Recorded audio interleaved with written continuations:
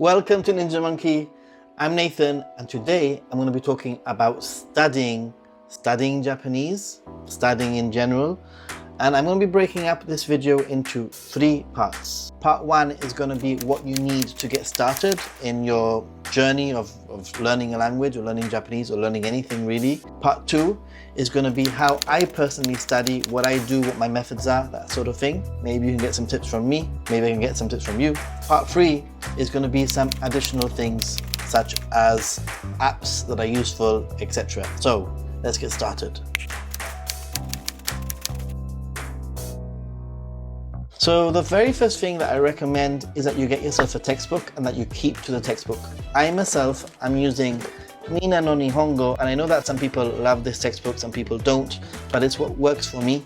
And I think that once you've found the textbook, just stick to it. A textbook will have everything laid out for you, will have a vocabulary that will be slowly introduced, and it will also have some kind of a study plan. So if you keep to it, then you should be learning all the basics as you go along. Try not to switch between too many textbooks because it's just going to mess things around. So just keep to a textbook. The second thing that I would do if you are really serious about trying to learn Japanese is to learn kana. That is hiragana and katakana. As soon as you can, start trying to learn how to read and write hiragana and katakana. It's going to be very important in the long run. You can do it in so many different ways. There are so many different resources. I've used some different books where you can just copy out and follow some different exercises, or sometimes I've just written out the hiragana and the katakana over and over and over and over and over again until I've learned them. You can probably do this in a week or 2 or even a few days by just studying it. Having a good basis of hiragana and katakana is really going to help your study. Another thing that's very important for me is to create a routine. That is, have a place, a specific place that you go to study. That could be a coffee shop for me. Sometimes I go to a coffee shop away from my television, away from my computer, away from YouTube. And that really helps me home into studying with a coffee. And here in my home, I've actually set up a study space in my office. I've sort of decorated my surroundings with some like Japanese inspired things. And I know that when I come to this space in my home, it's study time.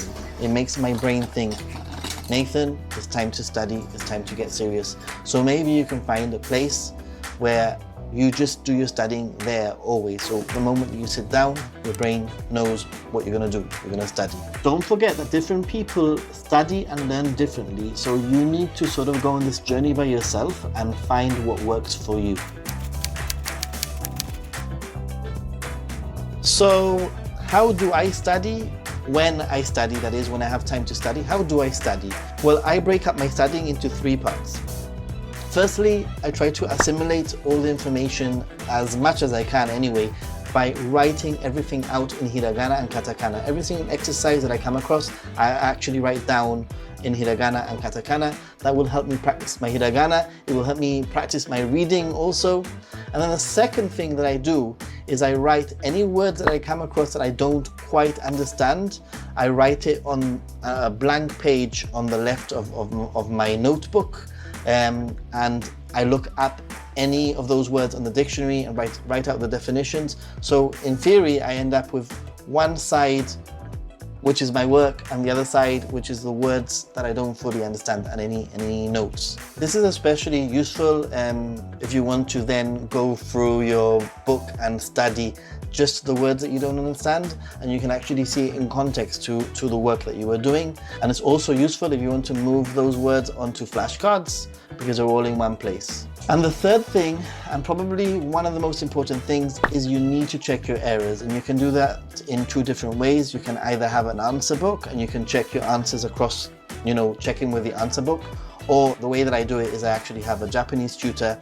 I do my work, I send the work to her, she checks it. We do video lessons where we basically go over the work that I've done. She explains anything that I don't quite get, and I can ask any questions. So find yourself somebody that can check your work, or plainly look at the answer book, but you probably won't have the opportunity to ask the questions that you need to ask by just looking at the answer book. Okay, so this is the third thing, and coming to the end of the video actually, is some additional tips, some additional things, some additional tools that I use to help me out when I try to study Japanese. And that is some awesome apps and some awesome things that you can do. The first app that I'm going to recommend is Anki, and Anki is basically a spaced repetition app. You basically like a flashcards.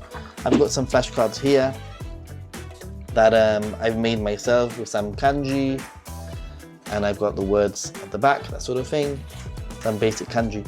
However, what I've started doing is I've actually been making a deck of cards on Anki, because what Anki does is you can tell it how well you know the card, whether you know it very well, you know it okay, or you find it very difficult, and depending on which option you choose, it will put that card in a separate list, and it will then remind you to study that card, so it actually knows what you need to study. There's loads of different spaced repetition software that you can check out. It doesn't have to be Anki.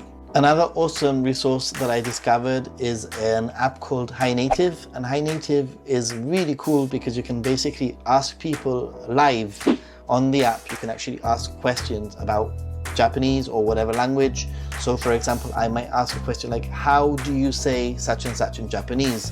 And usually within 2 or 3 minutes, somebody will reply with the answer. Sometimes I even put examples of work that I haven't understood. So maybe I will actually write, what does this mean? I don't quite understand what this word means in the context of the sentence. And before you know it, you have a conversation with 2 or 3 different people explaining what the word means and the context and that sort of thing, so it's super useful. If you're interested in finding an online tutor, then italki is definitely the way to go. I've used italki a few times, not too many times, but italki is really cool because it can match you to a language teacher, and you can search by price, by location, where they're living. You can also check if they're a professional tutor or not a professional tutor, and basically just go onto their scheduling page, find the schedule that suits you, pay up front, and do a Skype lesson. So if you are interested in learning any language, not just Japanese, then I really do recommend italki. It's super easy to find somebody on there. And finally, I found Tandem to be my new favorite language learning app, because Tandem actually allows you to sort of go onto like a social network where you'll be able to find other language learners that are trying to learn your language and pair up with them, and then eventually, after a little bit of chatting, do some video conversations. So I've already got 2 people that I chat to, and it's really useful to practice different things, to ask different questions, and also to correct their work and help them out.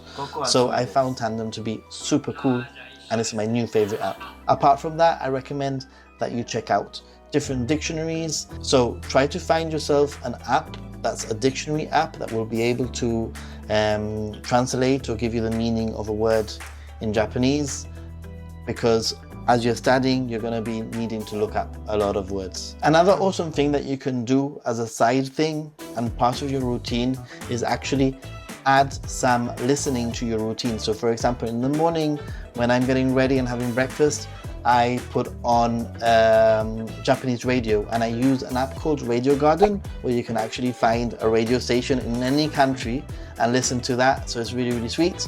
You can also watch some Netflix movies with subtitles, that sort of thing. Anime, if you're into that. So there's many ways of immersing yourself into the language, but the most important thing is that you make it routine, that you try to listen to that language at least once a day. This is the way that I study. This is the way that I'm trying to study. If you have any tips for me, please leave them down below in the comments. Anyway, my name's Nathan. I make a lot of Japan-related content. I live in Gibraltar. It's a tiny little territory in the south of the Iberian Peninsula in Europe, and I travel to Japan a lot. I've made loads of videos, so please check all of the Japan travel videos out. I really would appreciate that. And I'd like to get to know you, so let's become friends. And till then, see you in the next video.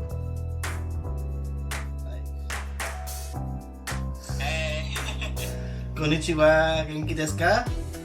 Konnichiwa, genki desu yo. Nei-san, genki? はい、元気。私は6歳。時の時、私が私が6歳の時。私が6歳の時。今日は何しましたか？何しますか？今日はイタリア語を話す動画を撮ってみた。You were practicing Italian language. I tried to speak Yeah, Italian. yeah, yeah. Cool.